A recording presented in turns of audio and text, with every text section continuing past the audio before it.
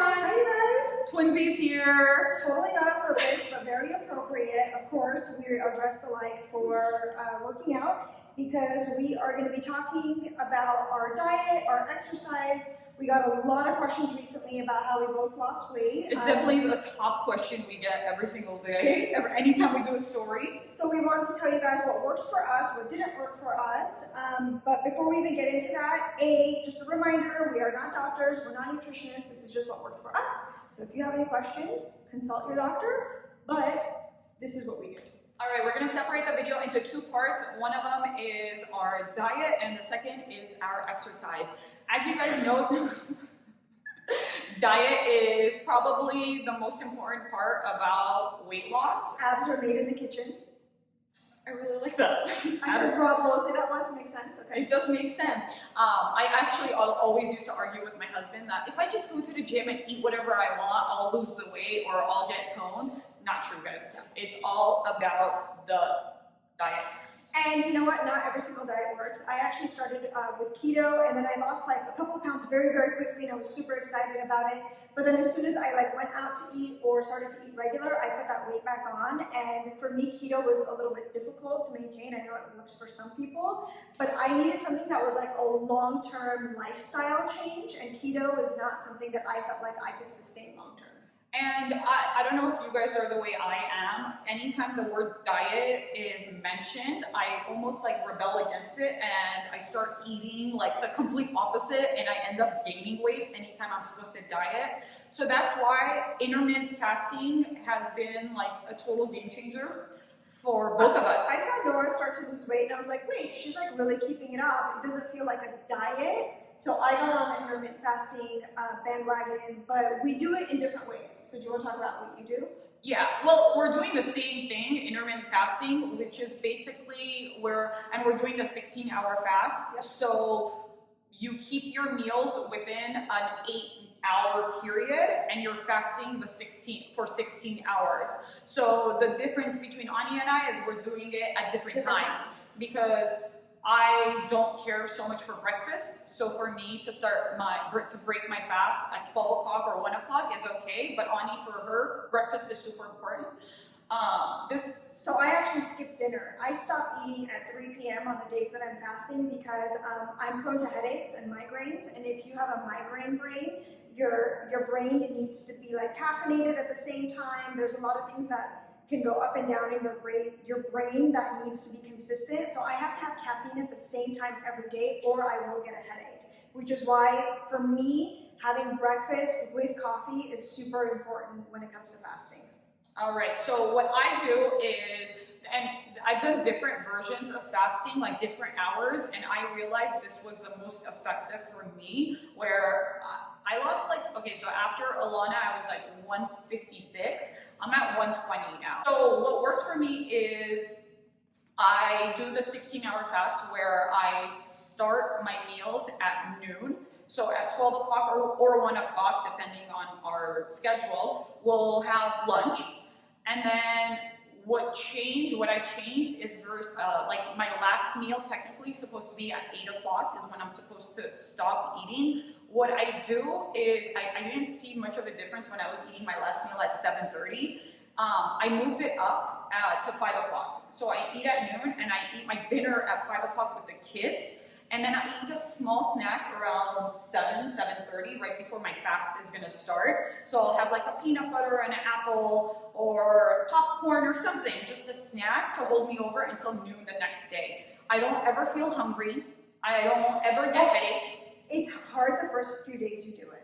Yeah, and then you get used to it very quickly. Because you're shocking your body, you're not used to it. But I don't crave anything. I don't feel like I'm on a diet. So it totally works. And during the day, we eat normally. Yeah. If we want to have a fried chicken sandwich, we are having a fried chicken sandwich. If not every day. Not every day, but if we want fries, we're eating fries. And I've realized that what's good is when I'm eating at 12 and 5, I'm not so hungry at 5, so my dinner is always super healthy and super it's smaller. So my big portion of my calories is at noon. Yeah. What I do is I still have my breakfast, my regular breakfast. I've actually cut down on a lot of sugar, so I only have like 1 teaspoon of sugar in my coffee. I finally got her to cut sugar. Well, gestational diabetes got me to cut sugar. And then I will have like eggs with like Dave's bread or something like really healthy for breakfast. And then sometimes if I'm still hungry, I'll have like a light snack between then and lunch.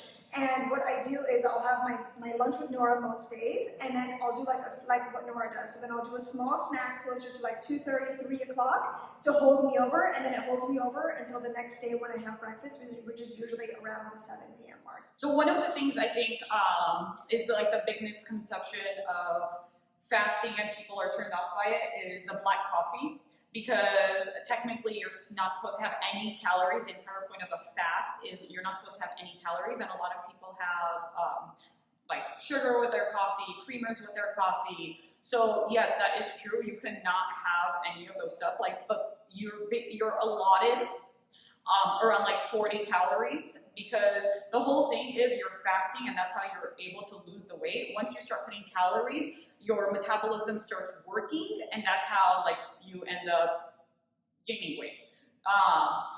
But your metabolism doesn't apparently start working. Again, I'm not a nutritionist, I don't know, but this is what I've read and what we've read.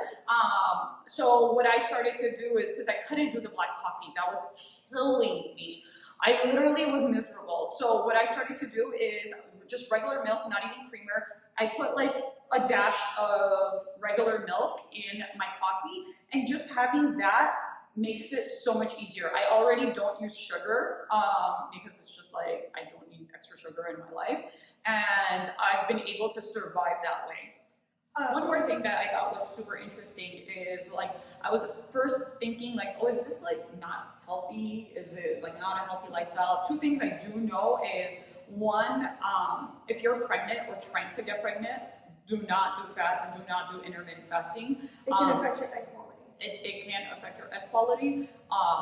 But the Mediterranean diet is suggested for people that are trying to get pregnant, so look into that. It's basically like eating a lot of salmon and greens and all of that stuff. Olive oil, yeah. So, and then the second thing is I recently got my blood work done, and I was visiting my gynecologist, and I told him, because he asked about my weight loss, and I told him I'm intermittent fasting, and he said, oh, that's actually really good because you had gestational diabetes. So did I. And basically we're at higher risk of developing diabetes in the future, but apparently it's shown that intermittent fasting helps not get diabetes in the future. So cool. we're really, I don't know if I told you that. You did tell me. Cool, I'm excited about that. So that's a plus, because at first I was like, oh, is it not, am I not eating well? What is it? And it's actually good that we're doing intermittent fasting, and it's a bonus. So I have to admit that I didn't start working out until very recently, and I know Nora. I motivated her. Nora started a little earlier than I did. So I'm trying to go to the gym trying to get there 3 times. I'm not at 3 times yet. I'm definitely going twice a week. And what I'm doing is I'm doing the Sweat app, because for me it's difficult for me to just go to the gym and be like, okay, now I'm going to do 3 sets of this and 4 sets of that. Like I kind of almost don't even know what to do at the gym.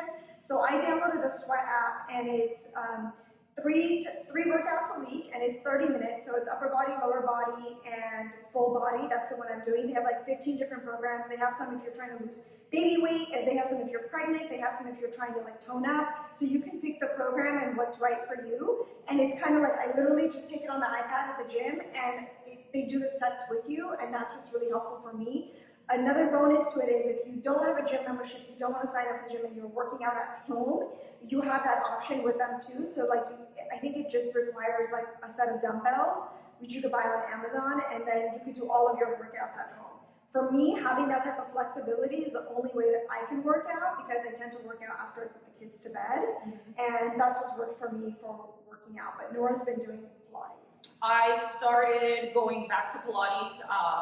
I hadn't worked out actually for over a year. I went through like that small phase during COVID, quarantine, where I was like, I'm gonna work out, and I did it for like 2 weeks, but like, you know, like quarantine was like crazy times, and like every day was different feelings. So that phase lasted only like 2 or 3 weeks. But I just recently went back to Pilates. Now that I've like lost my weight, I feel like I'm ready to like start toning up, because that's the one thing I noticed, that everything was sagging.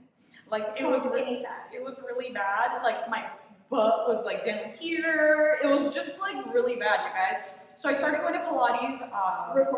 Reformer Pilates, and I do, again, like Ani, I'm trying to do 3 times a week, but realistically with parenting, it's been only twice a week, because we have to find times to go. So Reformer has been awesome for me. I feel like I don't bulk up, and I just get like muscle definition in like the exact areas I want. Like I get my lines and my abs, I get like, it just like, it's leaning, like it gives you like this lean body versus like, oh, do you work out kind of body. I love Pilates. I wish I had time to go, but it just doesn't work out with my schedule. Yeah. So I'm doing a different route. So one thing that I do want to say is, because like it's very much like a social media like Instagram versus reality thing, is as much as like we're toned and we don't do obviously we have gone skinny, but like the reality is that like I'm a mom of 2 and I do have like excess skin,